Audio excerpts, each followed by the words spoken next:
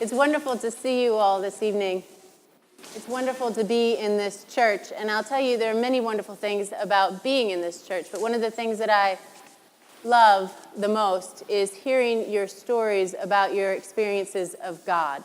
God in your lives, God in one another's lives, God in the world.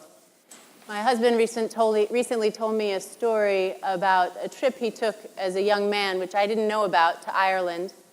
He went to a place called Inishmore on the island, in the group of islands called Arran.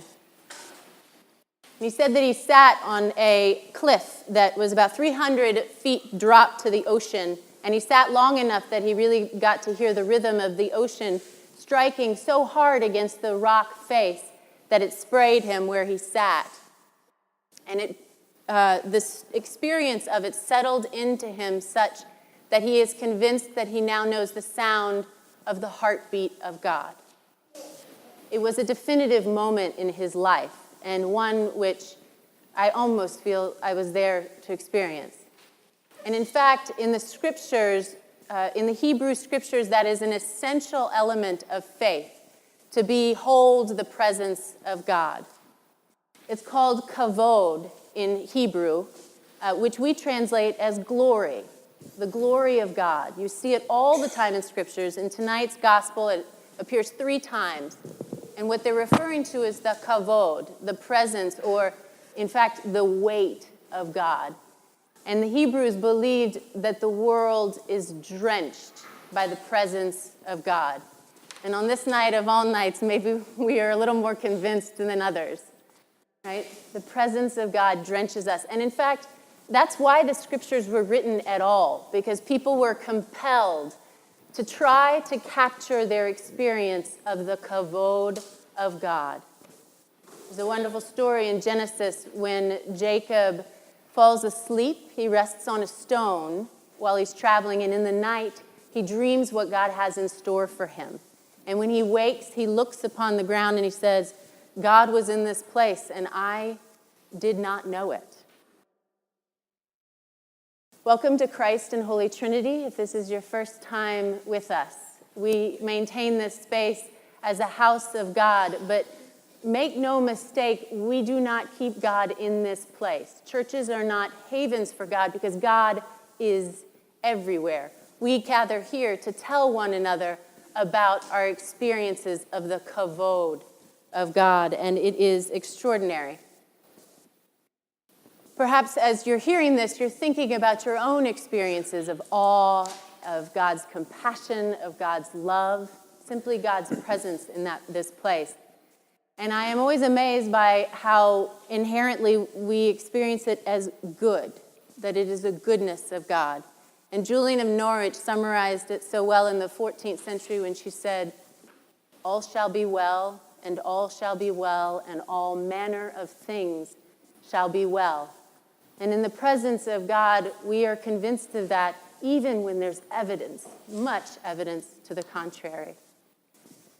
I bore a child 6 weeks ago, and when that child was laid on my chest and I took my last breath without her and my first breath with her, that was the kavod of God, the weight of responsibility which I wouldn't trade for anything in the world. Or at a wedding, sometimes, when I stand and a couple is making vows to each other, and especially those weddings that go sideways, like mine, you know, when things go funky, like literally the cake went sideways, right? And I thought the bridesmaids' dresses were great, but they totally weren't. And all these things go wrong, and the Chardonnay was warm. I mean, what is that?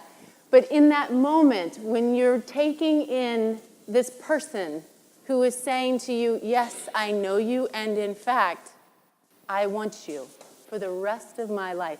That is the kavod of God. It is a weight beyond measure, and it changes our lives the minute we recognize it. The kavod of God is also present in those difficult places. It's all over prisons. Go visit if you haven't, because it's everywhere in prisons. In hospitals, when we sit beside somebody whom we deeply love and we feel our entire selves shatter by the weight of it, and we would do it again tomorrow if we had to because we love them that much, that is God's presence we're feeling. It isn't just the emotion, it's God breaking with us. For me, my experience that comes to mind over and over was I was in Port-au-Prince, Haiti. There's a room in the state-run hospital in Port-au-Prince where children are placed when their parents leave, whether they're too poor or whether they're overwhelmed. The stories I do not know, but they're children that are left in this room. And it's not an orphanage, it's a room. And they are kept in cribs for years. Years. There was a 9-year-old that lived in a crib. And I went to this room, and I held the children. And I can't even explain to you what it felt like, except that it was the kavod of God. And it's been years since I've been in that room, but it's as if I was in that room yesterday. We come together tonight, a very special night in our tradition, because tonight we celebrate the birth of Jesus Christ. But make no mistake, God is being born among us every moment. It is simply ours to recognize and to see and to tell the story of God's presence among us. So this night, as the shepherds go to tell the good news of Jesus Christ, we know what they are telling one another and what they are telling their community and what we are being sent out to tell others about. The good news is that God is among us, and it changes everything. Amen.